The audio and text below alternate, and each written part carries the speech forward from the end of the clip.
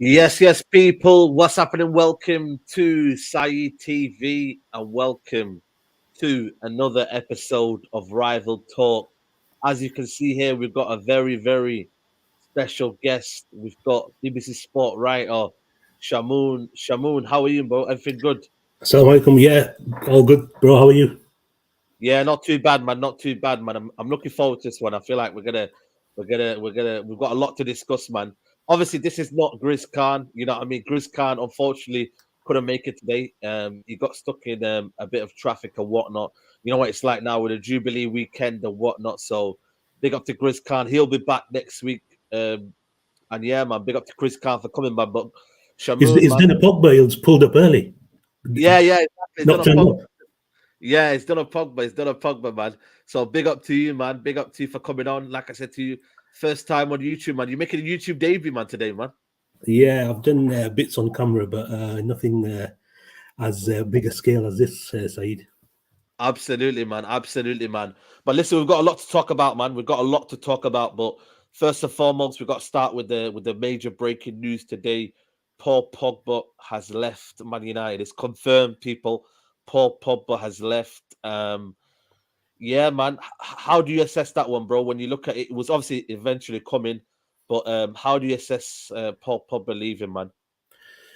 Yeah, I think the writing was on the wall from at stages this season. It's just not worked out in the 6 years that he's been at the club, and came for a lot of money, but never really showed up consistently, did he? There were flashes of brilliance, but never got like a full season where he was fit and firing for a majority of the campaign. And it's just unfortunate that it's come to this. They paid a then world record fee for him, and now Mm, he's gone. He's gone and left on a free for the second time.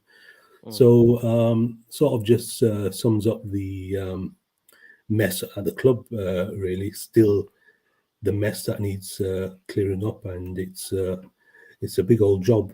That mm, Liverpool game where he limped off after 10, 15 minutes, wherever it was, mm, sort of summed it up, didn't it? Big game, and he was limp. mm, mm. Absolutely. When you look at Paul Pogba's career, Shamoon, has it been a flop, or do you reckon it's been an underachievement? You know what I mean, from him, because I do feel like you can characterize him in two different parts. I wouldn't call Pogba a flop in terms of, he hasn't shown the qualities. We've had 6 years out of him. There's been flashes, there's been moments where he's been consistent and off. But if you look at his overall time, I think it's been a massive underachievement for the talent that he's had and for the ability that he's got on a day. He's world class. You know what I mean? How do you sum it? Let me know in the comments as well. Do you think it's a flop, or do you think it's been a underachievement, underwhelming? Well, his 5 years in his prime, he's not won a trophy at club level, so that's a big sort of gap on his CV. I mean, it must sort of soften the blow a bit when he won the World Cup, and he was terrific for that front side. But Mm, that League Cup and Europa League under Mourinho, but since then, how close have they got? It was that final against Chelsea, FA Cup final. What year was that? mm, 2019 was it? And he missed a header in the last 10 minutes. He had a great chance to equalise. mm, So, moments like that where so near yet so far. So, mm, um, I won't call it a flop because he's still got the titles on his. mm, When he retires, he can still show his kids, grandkids that he won the Serie A, mm, Coppa Italia, World Cup, mm. Europa League. But there's stuff like the Champions League is still missing, isn't there? So Yeah. if he goes back to Juve, I mean, they were just fourth last season. So Mm, it's not like he's going to a club where they're guaranteed to progress in Europe and win the big prize. Now you see Liverpool are going to strengthen. Real Madrid have already strengthened. It's not going to be easy winning the Champions League next year. And City, mm, there's another one in the bag, and then PSG as well. So unless he wins the Champions League, there's a mm. let's just say it's a question mark over mm, how he mm. would rate his own career. Yeah, it's crazy, man. It's crazy. Only United could do this, man. I genuinely think only Man United could do this. Like, sell him on a free and buy him back for 90 million and then bring him back to the football club for 90 million, then sell him on a free again, man. It just shows you the kind of, the troubles at Man United that still they don't learn from their mistakes. They don't really kind of have a plan when they're buying players. It's almost as if, they let the player fix Man United rather than Man United fixing players and getting the best out of them. That's how I look at it. I think we've got to look at Paul Pogba, and he can look at himself, but he's another player who's underachieved at the club. There's not many that have achieved since Alex Ferguson. When you look at post Alex Ferguson, you're probably thinking Zlatan had a decent time at Man United. I mean, who else has really had a decent time at Man United? There's not really anyone else, really. When you look at it, that's achieved what you could have achieved. Yeah, and you saw Lingard has been announced as leaving today as well. So Yeah, Lingard as well. Yeah. Yeah. he's had some good moments. He scored in the FA Cup final. He scored a Community Shield against Leicester, and then he scored an important goal against Leicester that United qualified for the Champions League. So he's had his moments. But what I don't get is last season when they sent him out on loan to West Ham, clearly he wasn't good enough for the team then. I mean, Yeah. whose mental decision was it to bring him back and tell him that he's going to be part of the first team again and then not play him? It was absolutely crazy.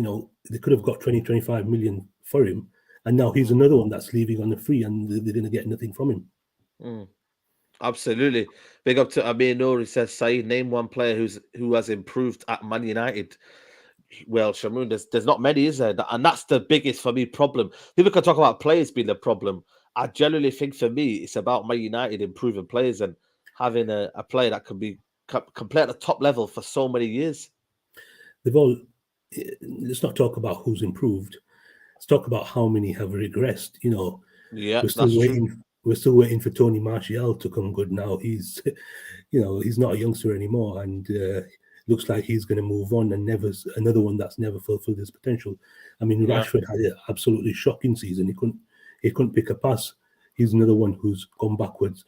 Wan-Bissaka, awful season. Another one, 50 million who's gone backwards.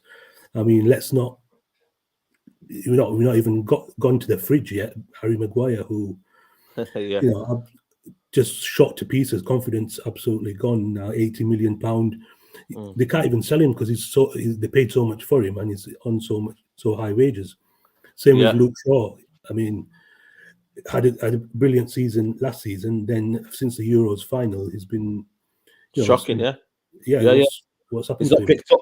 Yeah, he's not picked up. But that you're naming a lot of players there, and nothing's really changing. You know what I mean? From where you obviously you kind of you kind of work in around the club. You understand certain things and whatnot, and you kind of gather information. Is there anything changing at the football club, Man United? Do you see things from other journalists, other people who are writing about Man United? Do you sense that they're changing right now? Do you believe that they're changing their ways? There's a lot written in there that Murtough's come in, and then Andy O'Boyle is now going to be assistant, and Fletcher's there. So it looks like they might have a structure in place, but that's the easy part of getting rid of the players is the easy part. Now signing the right ones is a difficult part. This is a huge summer for United because a lot of players going out, Cavani, Pogba, Lingard, Matic are all going, all high earners. Now they need to bring in players who fit the system of Ten Hag and are going to, Rangnick said at his end of his last game, we need to bring in the club need to sign players who have a good like team ethic and can add to the team spirit. What's that saying about the current crop? The dressing room's absolutely broken. The fans keep mentioning it's broken. The club's broken at the top, but that dressing room is a mess, and they need to weed out them bad apples that are feeding stuff to the media, and then they're just soft, aren't they? They need to grow a backbone they're playing for Manchester United, one of the biggest clubs in the world. Absolutely. Put some pride in Yeah. your performances. They lost their last 6 away games at the end of the season. I mean, that is an absolute disgrace. So, the players need to buck up their ideas and, show what they're capable of, because end of that, the last few months just wasn't good enough. Absolutely. Aminur says, bro, are you happy with John Murtough still at Man United? For those who don't know, John Murtaugh's been there for a while, hasn't he? Under David Moyes, came in now, has got a new role. From what you gather now, Shamoon, do you think he has more control now in his new role? From what you can gather, what you've read and what you've kind of analysed, do you think he's got more of a powerful role? Looks like the power has been delegated to him from Richard Allen. So with Boyle coming in, who's going to look after the academy and whatnot, it looks like Murtough's is going to be hands-on the first team. Now we'll see what sort of influence he has and what sort of director of football he turns out to be. I mean, last season, what's Fletcher's role? Technical director, is it? Yeah, technical director. Yeah, he was sitting in the dugout. What's he doing there? Like, you've brought Rangnick in, now let him do the job. Now they brought Rangnick in, and then he was laying down some bombs, giving some true home truths. They didn't like it, and then shafted him. So it's still, the truth hurts, doesn't it? And what was the point bringing Rangnick in if you weren't going to use his sort of contacts and sort of knowledge for building a structure at the club if you're going to tell him to do one? This is what I didn't get. That's why for me, ultimately, that's why I just get this kind of, I don't know, this feeling of what was the whole point of Ralph Rangnick, when you analyze his role and his actual expertise after his interim period, why would you then let him go? That was my kind of like my feeling on Ralph Rangnick. Did he feel you ruffle a few feathers in there? Did he try and kind of like trying to rattle the kind of structure of the football club? From what you've kind of written about him or whatnot, how do you assess Ralph Rangnick? How did you assess him?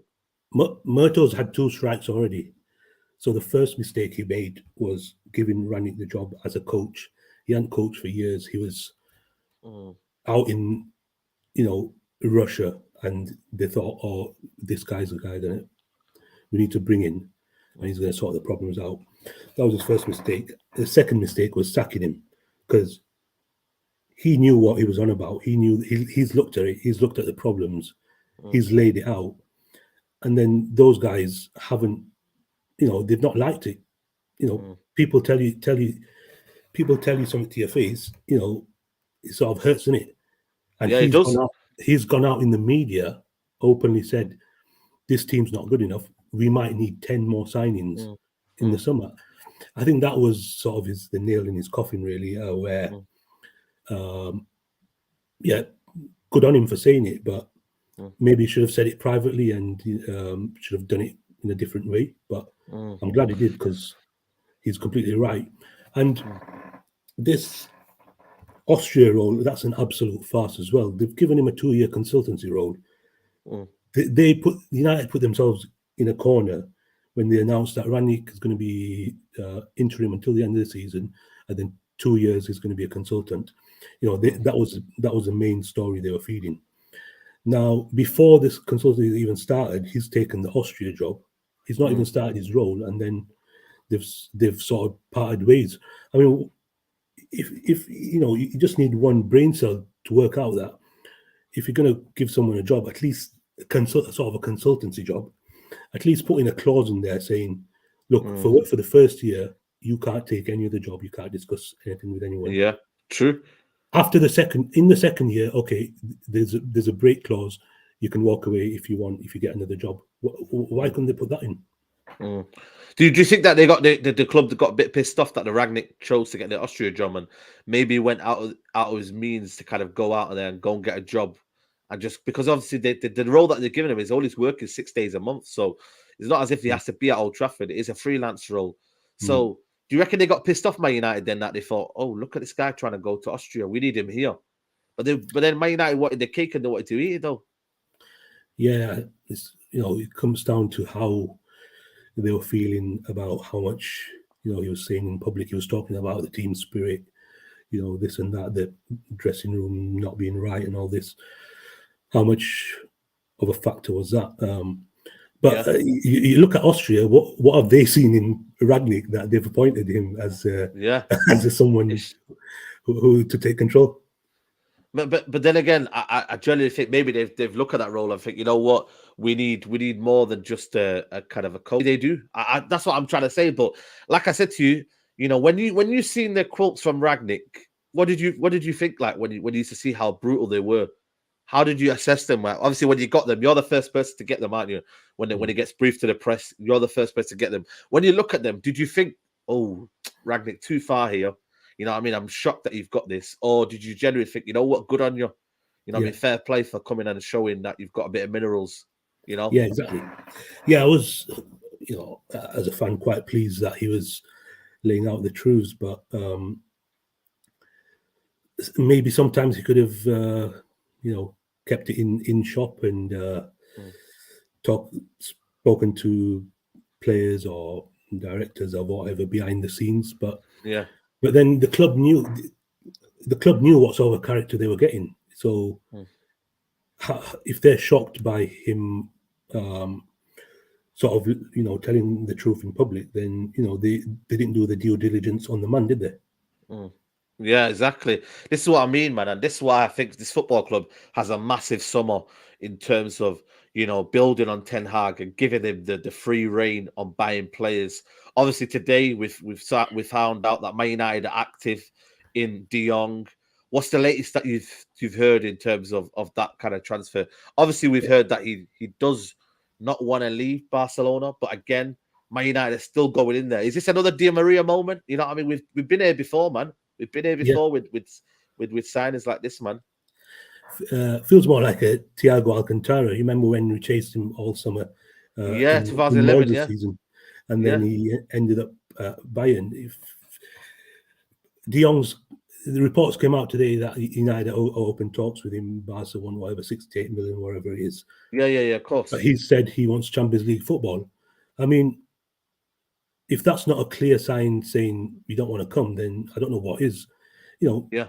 But take the hit and move on to your second target, whoever that is. Because it's June. We're into June already. You look at clubs like Manchester City; they've already done the bulk of their business. They needed a striker; they bought two in. Liverpool were chasing Fabio Carvalho, couldn't get him in the January, so now they've signed him. United still scrambling around for players. It's. I mentioned before it's a big sum of Murtough, but you don't want to be going to 31st of August and still chasing after players, do you? You want your team sorted. You want your club in a good position. You want your squad in a good position to go straight into the season ready. This season for Ten Hag, he's coming to a very difficult season because the season starts early, and then because of the World Cup in November, December, they've got a mid-season, like a winter break. So a lot of the players will be on international duty. Now, the season doesn't stop until the 1 week before the World Cup, and it starts 1 week, 8 days after. So he's, it's not a straightforward season, and he needs to have that squad in a good place by the time the season starts on whatever 7. Yeah, it's true, man. It's true because no one feels sorry for Man United, man. That's the biggest thing about United. No one will feel sorry. So he's got to buckle in, but it just shows you that we need a squad in it because there will be a lot of players leaving. We need depth. You know what I mean? When you look at the squad now, it's very imbalanced. There's a lot of players that maybe we might not need. A lot of players that we have to sort out. Where do you think it's critical for Man United to kind of sort out? Which areas for you do you think? Yeah, these are critical areas Man United need to kind of. Central midfield definitely needs looking at. That was something they needed to look at last summer. Instead, they went for 73 million Sancho, and then they had to get Ronaldo to stop him joining City. There was water leaking from the bathroom into the kitchen, and they decided to sort the roof and decorating out. You know what I mean? They just looked at the wrong stuff, and that midfield is still a big problem area because Fred and McTominay are not what you want to take your club forward, is it? They are good No. squad players, but you need strong battling players in there. And now you with Pogba gone, you need someone that, they've never replaced Carrick. There's someone who can get the ball, control it, move it on, at least find players on the pitch.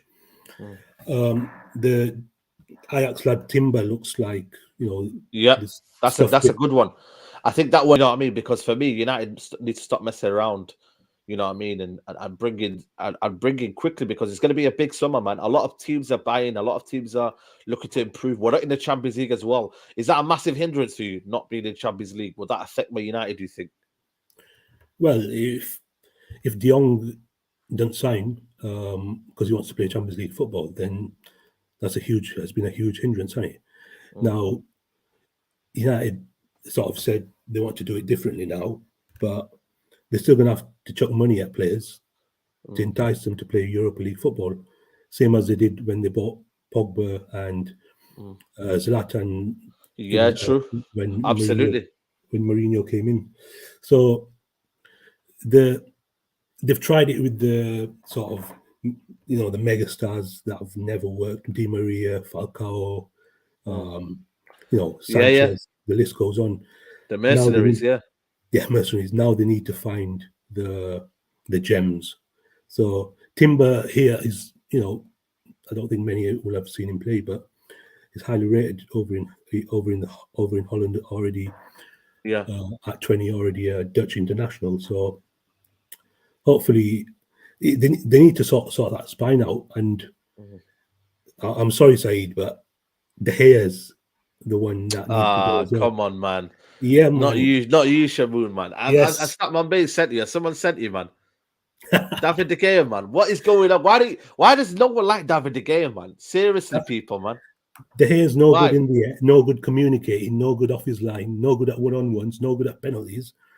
The only thing he's good at is reflex saves, because he has to compensate. Shot stopping as well. Shot stopping. Yeah, shot stopping because he has to compensate for all the stuff he's not good at. I mean, his distribution is, how awful is it? Have you seen that? I've seen that montage of his distribution this season. Yeah, it's bad. It's bad. I can agree with you on that one. But for me, though, a lot of people they get a bit overexcited with distribution. Like, if your backline is stable, you won't be having to play out for the back as much as you need to. You know what I mean? Like a lot of the play out comes up the back because they try to be a lot of flair going on. They try to over exuberant. They try to be very, very clever in the way they do things. But I think David De Gea is the least of our problems, especially next season. Yeah, I wouldn't be looking to move on David De Gea soon. Yeah, Ten Hag will fill the gaps in of need a striker, need a midfielder, need a right back, need a new centre back. This will be sort of a process which is going to take a number of transfer windows, and then I think David De Gea will be the last one of that. Yeah. Piece to sort of go. I think if you look at someone like Diogo Carlos at Porto, fantastic keeper, and I never heard of him, to be fair. I was thinking more you're going to talk about Mania or the keepers in around the one at Brighton. He's a good keeper. Yeah, the one at the one at Brentford, he's a good keeper. Raya, yeah, he's good. Yeah. So I thought you were going to go down there. Meslier is good. A lot of people don't like him, but I think he's a very, very steady keeper, man. I know he makes a couple of mistakes, but I think he's got a lot to learn, man. I think he's a talented keeper.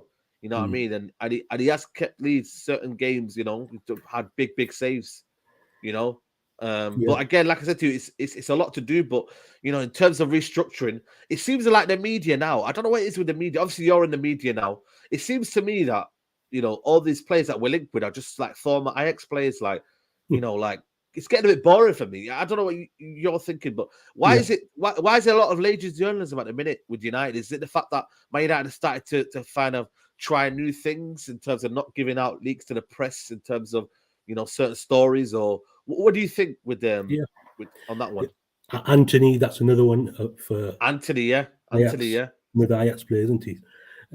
You might be right. I've not got any inside information on the. You got no news about anything? No, not about what is going on and how they're sort of dealing with sort of transfers and stuff.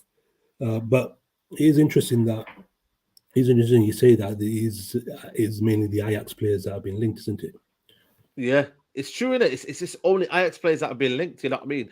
And because now they're trying to do things differently, there's not going to be any more leaks. I think, hopefully, not now. But how bad was the leaks when you started hearing about them all? Like, Yeah, how were you surprised by the leaks that were coming out? yeah. And do you think So there are leaks? there are definitely leaks going on. It's like I said, the players are soft, aren't they? They can't. They've not got a backbone, so they start crying on social media or going running to journalists to feed stuff out. Mm. Uh, what surprised me at the end of the season, once that final whistle went against Crystal Palace, all these papers and publications had the Rangnick piece ready, the inside story of Rangnick and what's happened. Oh Brilliant, yeah, I remember. I brilliant remember. journalism, brilliant journalism. Yeah, You got by to commend was it, the guy from the Athletic. Athletic. Yeah, Yeah. brilliant journalism. You got to credit him for that. But he's got the information, hasn't he? And he's probably been they've probably been told to hold it until the final whistle goes, and Mm. then they've let it all out what's happened, and stuff like calling Rannick Specs and Ted Lasso for Chris Armas and stuff. It's just disrespectful, and Yeah. it just shows the sort of rotten nature of the players at the club. Absolutely, absolutely.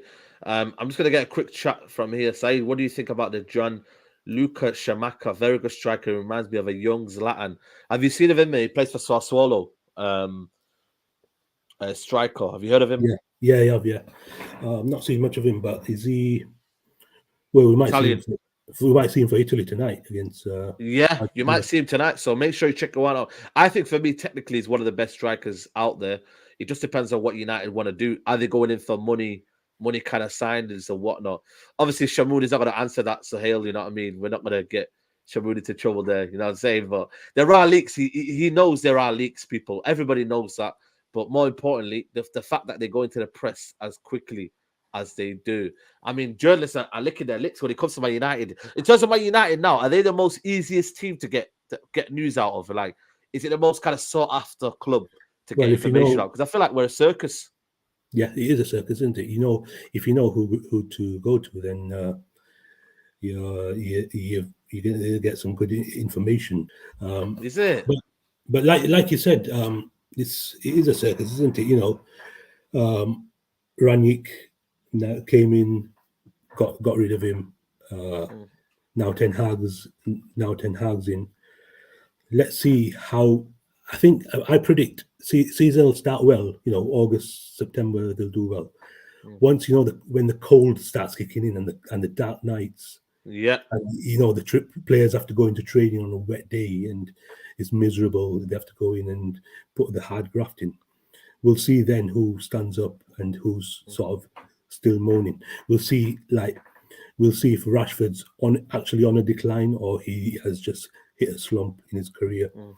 because it's a new start for him and a lot of the players. So Mm. if they want to play for Manchester United, they need to impress this pre-season and get off to a flyer Mm. in August. Mm. From like being obviously in around the club, have you felt any kind of tension in terms of, you know, like the Man United in the last like season, so obviously coming down from Ole Gunnar Solskjaer to now?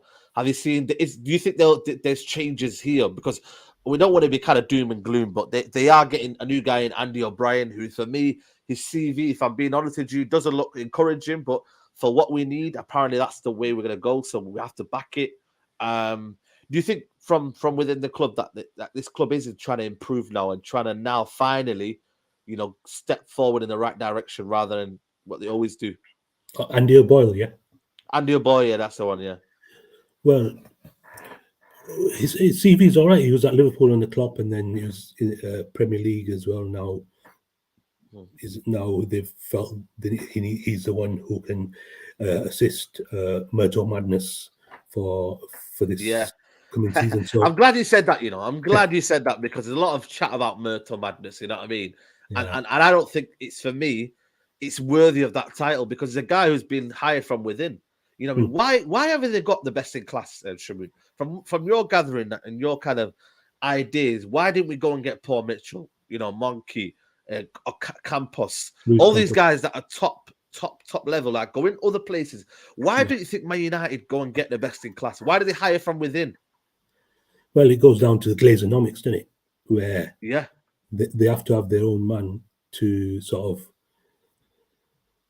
The owners don't talk, so they need their own man to do the talking for them. So Murtough Okay. Yeah. and the guys have talked a good game so far.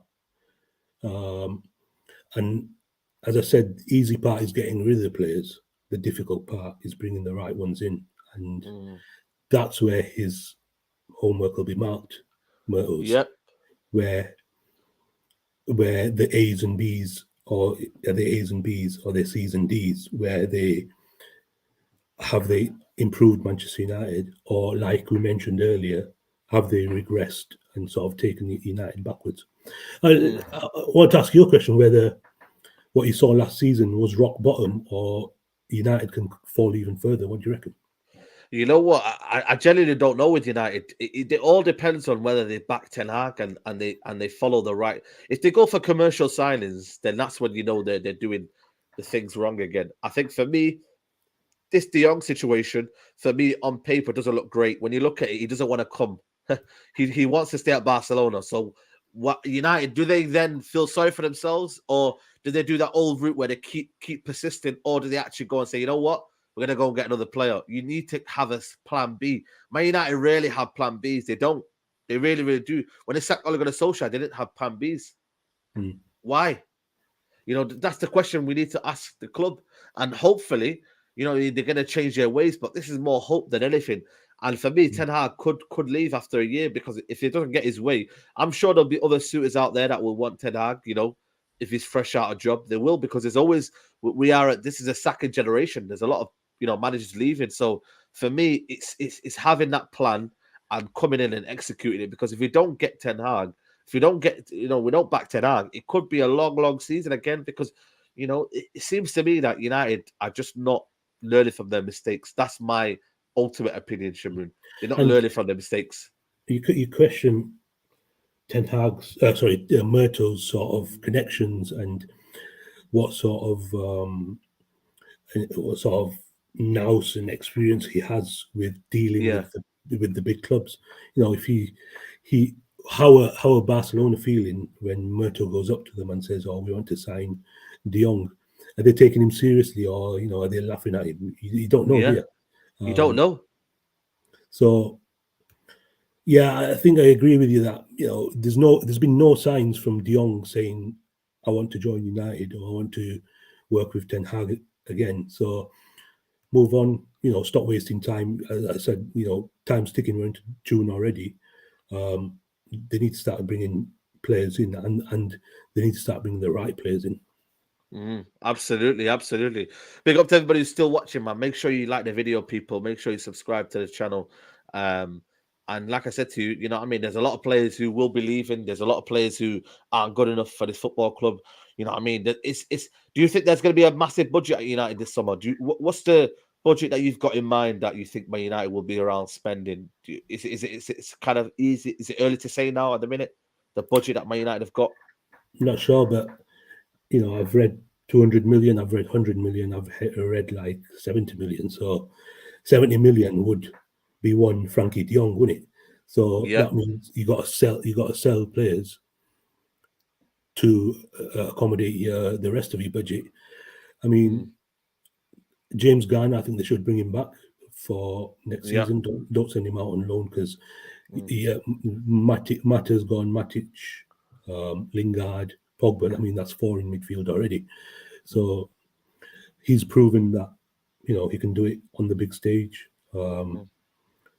Premier League's a bigger step up, but, you know, from what he's shown, you know, he's got what it takes. Remember that we've got players like Ahmad and Pelestri to come back. Yeah. That's promising, man. How are they going to fit in? So yeah, it's true. Ten Hag's got a lot of work to do, man.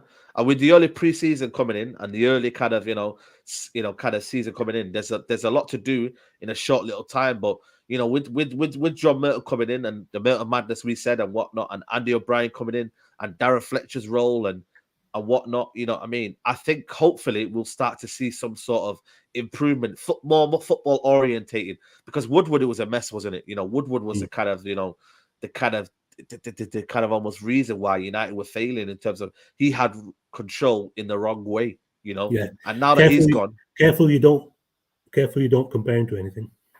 no. Well, yeah. There you go. Exactly. We don't do that, man. We don't do that around here. You know what I mean? It's crazy, man. But for me, like I said to you, it's going to be a very, very interesting summer, man. You know what I mean, and whatnot. And it's crazy, man. But in terms of your role with the football club, you know what I mean. There was this that crazy debacle, man, of David De Gea and his quotes after the game. Obviously, for the people that doesn't know, Shamoon is a writer for the BBC, so he gets all the information in terms of the post managers conference.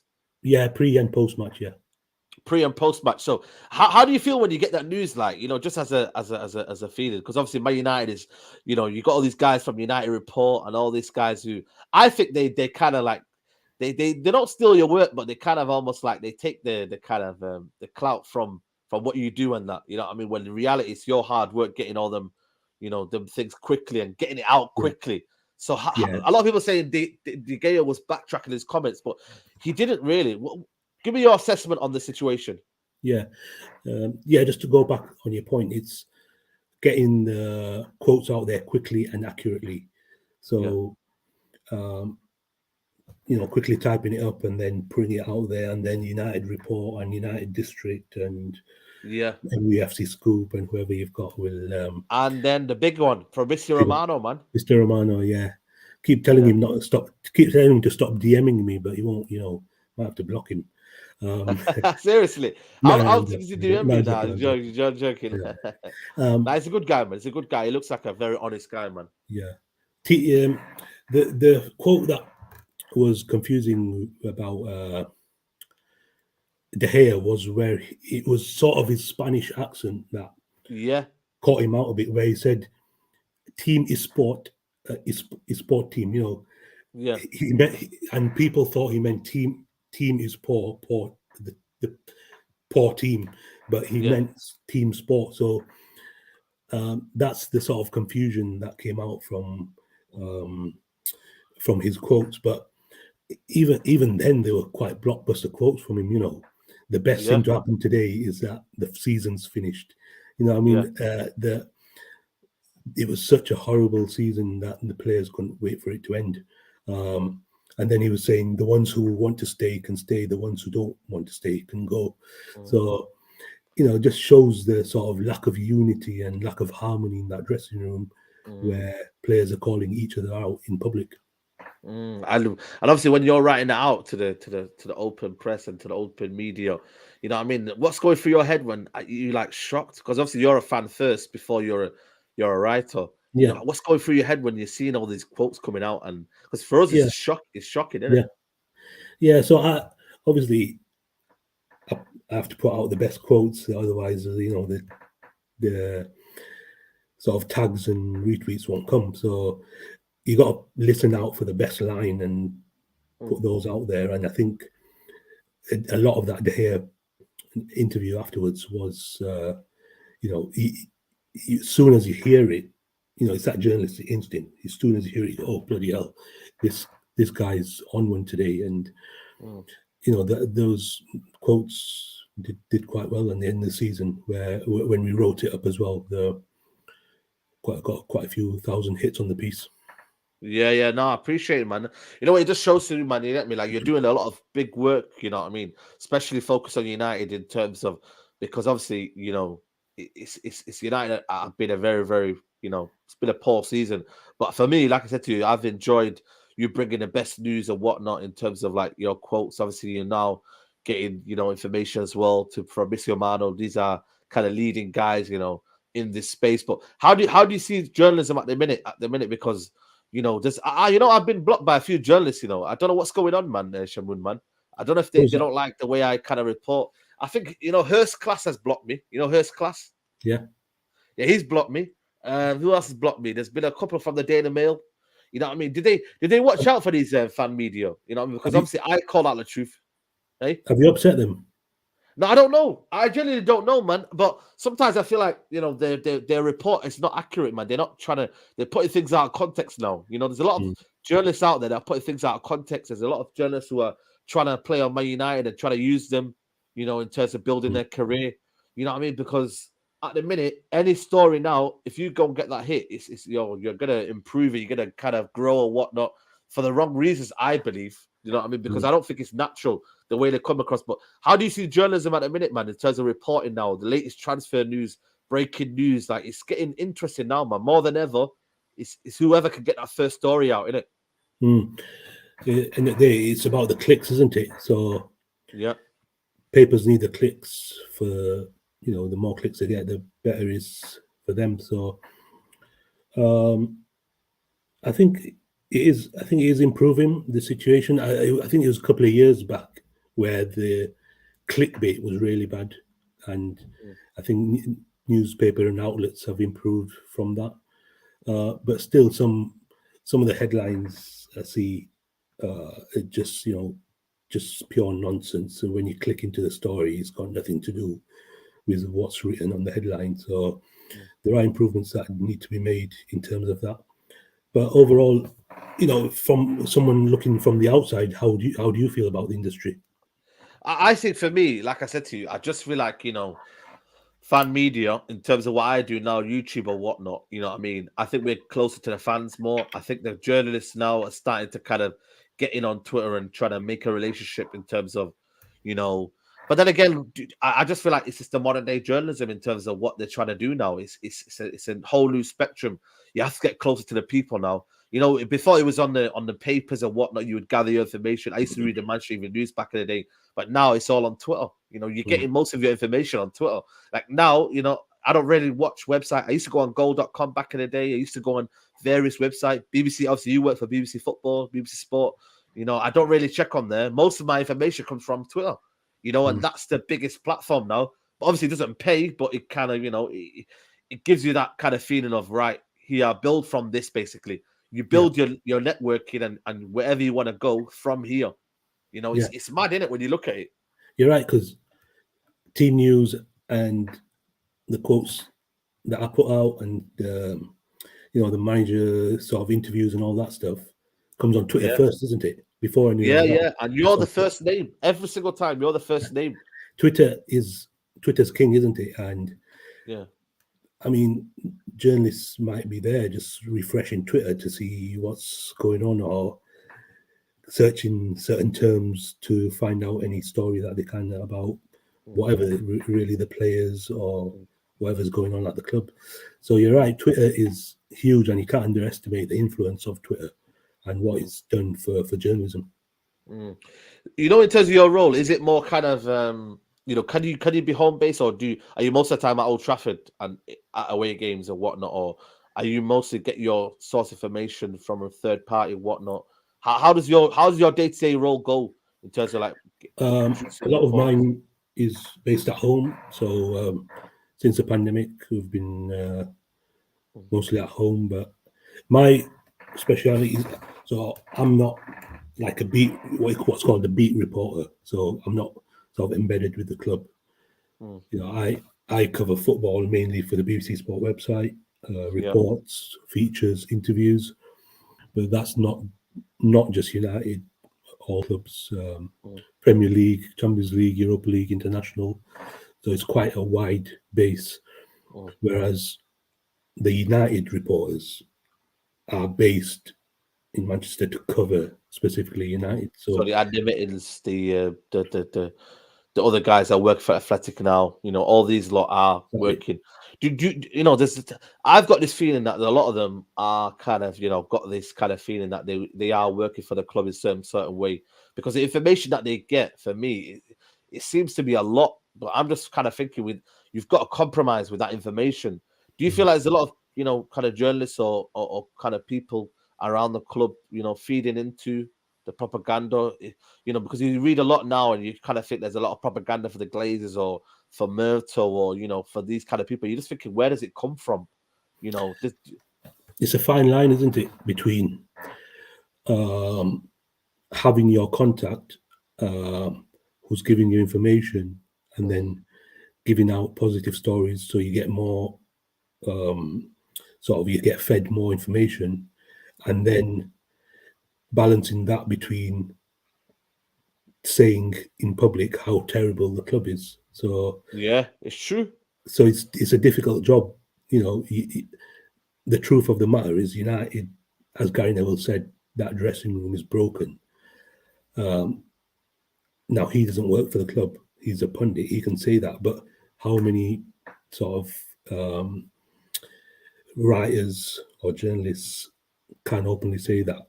You don't want to compromise your source, but then you don't want to sort of slam the club either. You got to keep the balance to try and, still cover the club, or otherwise you're not getting anything.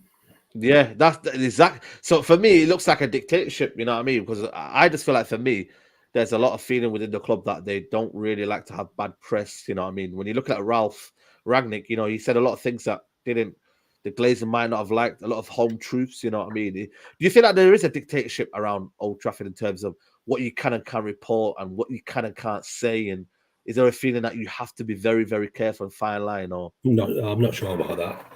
No idea what's been said and what's been, sort of chopped. It's a word like, if you want to put stories out, but then, you want to keep the relationships as well. So yeah, as I said, it's a fine line. No, 100%. It is a fine line, man, because this football club is one of the greatest clubs in the world. You know what I mean? When you look at it, you know what I mean? No, Shamoon supports United, man. He's a United fan, and he covers stories on Thingy. But what's your best piece that you've ever written in terms of, football wise in the last year? What's your best piece you've written and you've kind of covered? I was in Qatar a couple of weeks back. I spoke to Kafu. Yeah, Cafe. Yeah, that was good, man. I seen the picture, man. It was good. That wasn't United. That was more Liverpool based, talking about Trent. But I enjoyed doing that. Covered England at Wembley. Covered the Euros last summer. I did quite a few United games behind closed doors, so that was quite surreal. No. How was that? That was like eerie. Like no fans about. Just like empty, but loads of security checks, and then you could hear everything the players were saying on the pitch. So it was really you hear all his bad tactics and that. You know what I mean? Ollie on his iPad, yeah. I did say that, man. Ollie on his iPad, man. You know what I mean? It's crazy, man. A lot of people, didn't want to see it, but I seen it from early, man. You know what I mean? So for you to see it up and close, it must have been crazy, man. You know what I mean? And whatnot. Did you ever feel that he was on the verge of being sacked? Did you feel like, because it was that kind of bad at the time, did you feel like there was a feeling of, things weren't quite great at the football club? When are you talking? Ole Gunnar Solskjaer in lockdown, the type of football they were playing in terms of, where we were at the time, in terms of how we were as a football club. How did you see it? How did you look at it from that point of view? It finished the season. That Sheffield United loss I was at was the sort of killer on it, where they had to win to stay in the race, and then after that it just went to pot. They finished second, but like how many 8-9 points behind City was it? Up until then they were right in the race for it. And that Sheffield United game went badly wrong. But I still think they were.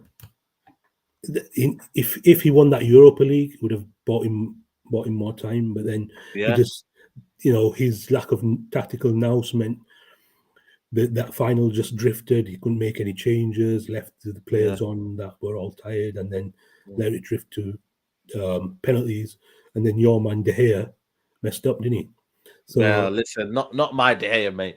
You know what I mean? Because at the end of the day, Henderson, you know what I mean? He messed up towards the back end of his Yeah. thinking. So again, Yeah. it just shows you, man, there's still a lot to do. You know what I mean? At the football club, you know what I But mean? just on Solskjaer, he was onto something good, and then he didn't address the midfield, and then he brought Ronaldo in, just imbalanced the whole squad, the whole dressing room, just messed up the dynamics. And then he was that Liverpool game, that 5-0.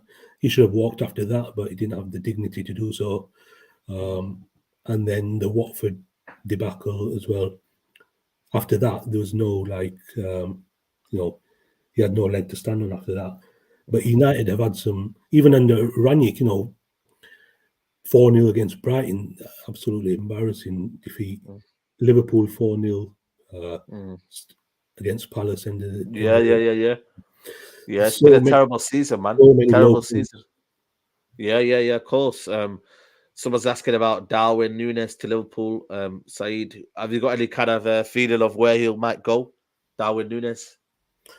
Well, again, why would he drop down from the Champions League to United, where the squad's that needs so much work? So again, 68, 70 million is the figure quoted. A lot of money for that. Yeah. That's the bulk of the budget, isn't it? So Yeah. I think there'll only be one sort of 60, even like 50, 60 million signing that Ten Hag can make. Then he's going to have to scrap around to build the rest of the team. It's going to be a difficult job for him. Absolutely. My questions is where United going to finish next season. I think it's for me getting into the top 4 minimum, and then from there maybe try and get a cup. Where do you think, Shamoon, next season for Man United? I think it'll be 6 again. You think so? Yeah, I think wow, surprised. Just because of the squad turnover and how much work that needs putting replacing Pogba. Yeah, you got to replace Pogba as well. A lot of people. If you look at it, 3 spots are already gone: Liverpool, City, Liverpool, and Chelsea. Right? Tottenham are only going to improve under Kante because that second season he gets them going. Now he's already signed Perisic. Look, Tottenham are another one who are doing business already. He's signed Perisic, who was Inter's best player last season. Yeah. Then Kulusevski and Bentancur, they've had half a season. You've seen how class they are. Yeah. They're just going to kick on. So, it's between United and Arsenal to try and grab that 4th place. But Arsenal bottled it, like they usually do. And United are just, United are soft, and they've not got what it takes for that. Did you see the rumours about Kante? Kante, yeah, that's another one. Then first it was Kante. Yesterday, I wrote up it was Mount because I read Mason Mount because I read. Yeah, of course. But yeah, I think for me, I like Mount, but it's a bit of a weird signing, that one, isn't it? You know what I mean? Yeah. Mason Mount. It's another one, isn't it? Where the agent's pushing. He wants to sign a new deal, just trying to get as much money out of Chelsea as he can. Yeah. Watch in a couple of weeks, he'll have signed. He's on 80 grand a week at the moment. He'll double his wages, and then he'll be at Chelsea till 2025. So I'd take it with a pinch of salt. Kante is a weird one. His injury record's not great, so why would you want to bring in a sort of player who's on the decline? His best has he already had his best days? Energetic player who gets around the pitch, but injuries are starting to catch up with him. Absolutely. You know what, man? I just feel like for me, you know what I mean, it's going to be a mass season. You got to replace Paul Pogba. You know what I mean? There's so many issues at the football club. But you know what? I think for me, I think we'll struggle to make top 4. But I just think maybe with Ten Hag, you know what I mean, and an actual coach rather than Rangnick, I think we could get over the line in terms of finding out more results, maybe getting more kind of wins under our belt, because we've had a bad win record. You know what I mean? Last season, you know what I mean, compared to our losses. Do you think he should go all in for the Europa League then? Yeah, I think so. I genuinely do, man. You've got to. You would be naive not to. You know what I mean? But also kind of, make sure you don't do it all in one go. You don't play them all, the big guns, in the first, group stages and maybe early qualifying rounds. When it gets to quarterfinals, semi-finals, then final, play your big guns. But in terms of the preliminary stages and whatnot, nah. I'm not really kind of looking to get there. Because that'd be lot of like a double helping for the club, not only a trophy but then Champions League football again. So it sort of makes sense. Even if they finish 10th in the table, at least get go deep and go all the way in the Europa League, and you're guaranteed Champions League football next season and pot one in the following season.